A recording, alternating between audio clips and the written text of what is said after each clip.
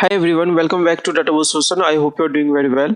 In the last lecture, we saw how we can configure event stream. Now in this video, we will take one step further and explore how we can process this streaming data in real time before it reaches to the destination.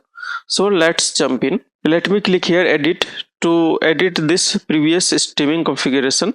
Okay, and you can see here now add source. You can use additional sources. In this video, we will focus on transform event. Okay, so let me click here and you can see here different type of transformation: filter transformation, manage field, aggregation, join, group by union, and expand. Okay, you can also use here custom code, SQL custom code.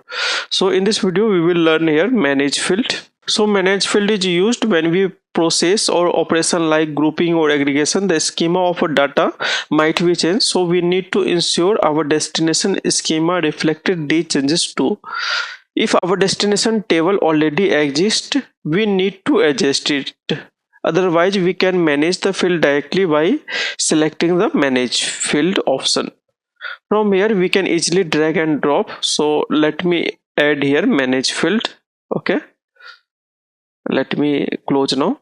Of course, let me delete this destination for now and let me link this to manage field activity.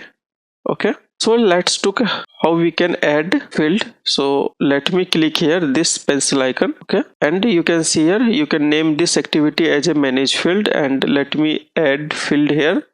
Let me choose field. Let me choose here time, symbol, bit price, volume. Okay, and let me click anywhere and let me add. Additionally, we can also use here built-in function like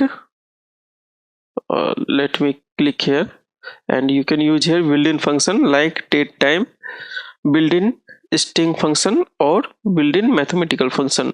Let me suppose we want to extract year from time. So let me see here example. Let me use here built-in function year and let me select here field time, and you can rename this to as a year. Okay, let me add this column. You can see here edit, and let me also use some other function. Let me use here month function, and let me select here field and let me use here month. We can add here month function.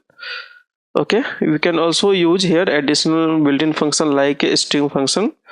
Let me suppose we have a column like a numeric column. We want to do here some string transformation. We can use this function. Okay, so leave it now, and now let me save this transformation. Okay, and now you can click here and add this to our event house destination. Okay, let me click here and name this event house. Okay, let me select here event house, our stock database demo, and let me select here destination, and let me click here and create here new table transformation real time stream. Okay, let me done, and input data format is here JSON. Now let me save this. Okay, to save this streaming transformation we need to publish this.